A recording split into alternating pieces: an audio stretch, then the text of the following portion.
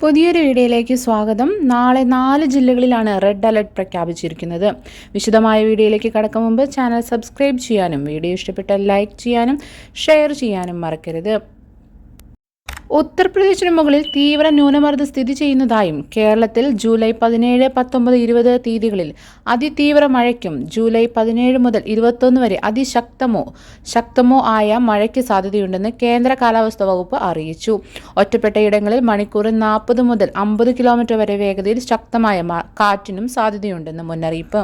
വ്യാഴാഴ്ച 4 ജില്ലകളിൽ കേന്ദ്ര കാലാവസ്ഥാ വകുപ്പ് റെഡ് അലർട്ട് പ്രഖ്യാപിച്ചിരുന്നു. കോഴിക്കോട്, വയനാട്, കണ്ണൂർ, കാസർഗോഡ് ജില്ലകളിലാണ് റെഡ് അലർട്ട്. വെള്ളിയാഴ്ച വയനാട്, കണ്ണൂർ, കാസർഗോഡ് ജില്ലകളിലും ശനിയാഴ്ച കോഴിക്കോട്, വയനാട്, കണ്ണൂർ, കാസർഗോഡ് ജില്ലകളിലും ഞായറാഴ്ച മലപ്പുറം, കോഴിക്കോട്, വയനാട്, കണ്ണൂർ, കാസർഗോഡ് ജില്ലകളിലും റെഡ് അലേർട്ടാണ്. അതിതീവ്രമായ മഴയ്ക്കുള്ള സാധ്യതയാണ് പ്രവചിച്ചിരിക്കുന്നത്.